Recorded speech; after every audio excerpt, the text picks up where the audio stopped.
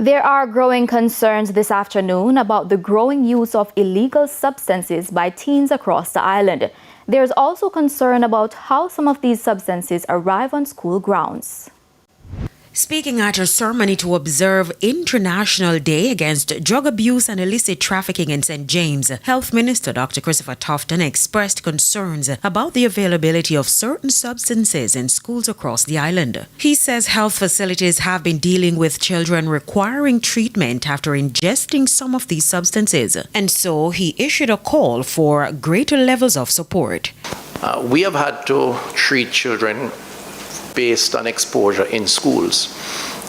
Some are uptown schools, some are middletown schools, some are downtown schools.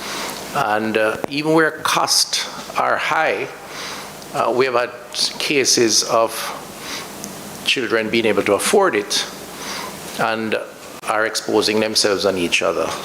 So the sweets, the gummies, the drinks, the vapes, the pills, and other products, sometimes from unknown sources. So we're asking schools, churches, youth organizations, community groups, event promoters, transport operators, vendors, neighbors to play their part. The call comes at a time when there have been concerns about the increase in substance abuse among teens, a matter which has also caught the attention of the police. The National Council on Drug Abuse has also ramped up its efforts to tackle the issue. Dr. Tufton noted that some $5 million has been made available to fund community-based groups ready to partner with the ministry to enforce public education. The CARE Fund does offer financing. By the way, last night we had a sensitization session in Montego Bay downtown for community-based groups to join with us to apply based on a specific program to the ministry for funding to support community education around substance abuse. In the meantime, persons are also being encouraged to play their part in alerting the authorities of any suspicious activity. If you encounter suspicious substances, unusual reactions, overdose, or products that appear to target children, there is actually a helpline that the NCDA has, 876-564-4357, or just visit your nearest health center, hospital, so that we can take whatever action and follow up if necessary. Kerry Simpson, TVJ News. And we'll now take a break. More stories when we return.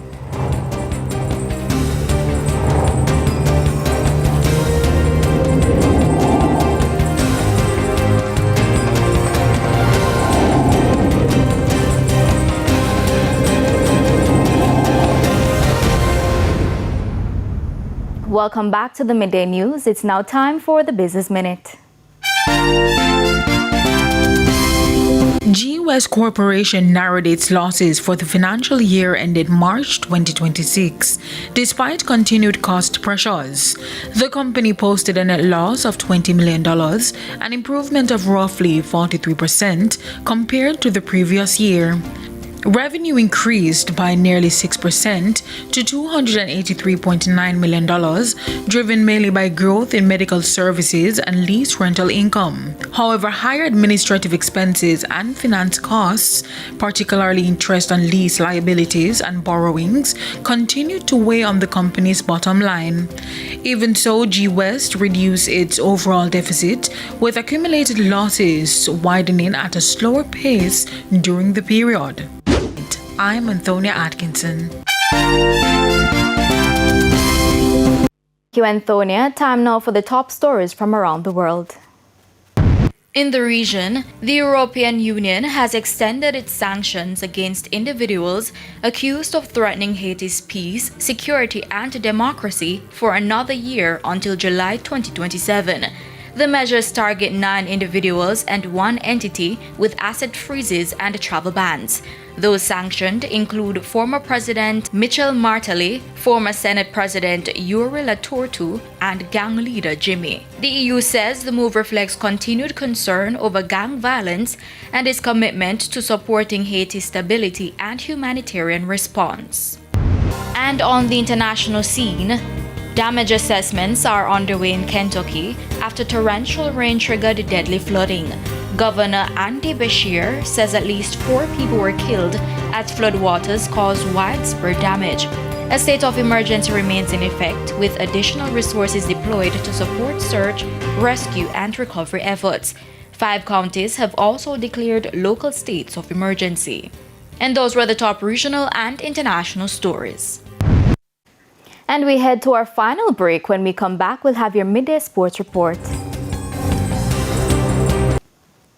Residents of several communities in Santa Cruz, St. Elizabeth are this afternoon calling for the National Water Commission to address what they describe as a crisis impacting the community. The residents say they have been struggling with water shortages since Hurricane Beryl. Deidre Thomas reports. The slow drip of water in this bucket is all that's left for some residents of several housing schemes in Santa Cruz, St. Elizabeth. That trickle. And this has been happening just a few days ago. I think it was Tuesday morning. That's the best we get. The water situation has been happening. This lack of water situation has been happening since October 28th last year. They say since Hurricane Beryl struck nearly 3 years ago, water has stopped flowing through their pipes, and despite repeated appeals, the problem remains. They add that Hurricane Melissa has only made the situation worse. So have you talked to NWC?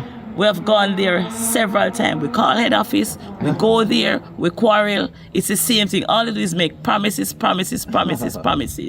Residents say they have been forced to buy water or depend on neighbors to meet their daily needs, yet they claim they continue to receive monthly water bills. I have a bill from NWC for $37,000.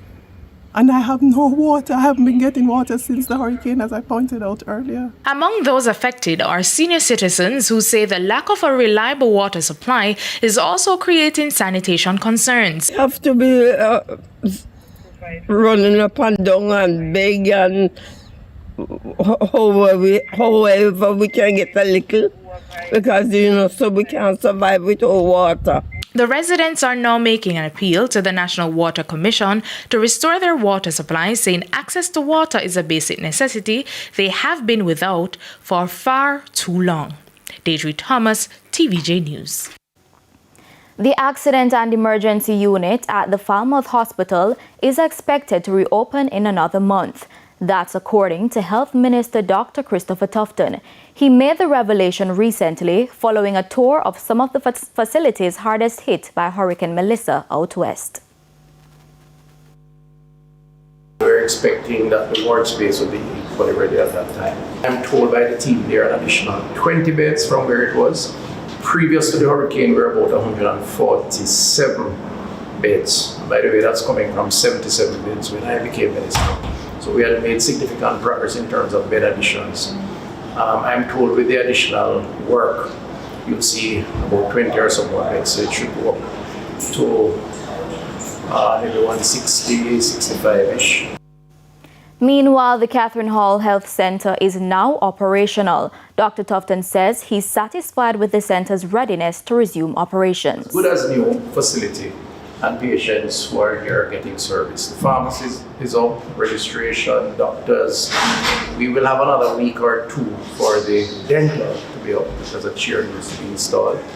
But essentially, in another week or so, all the services would have been restored right now.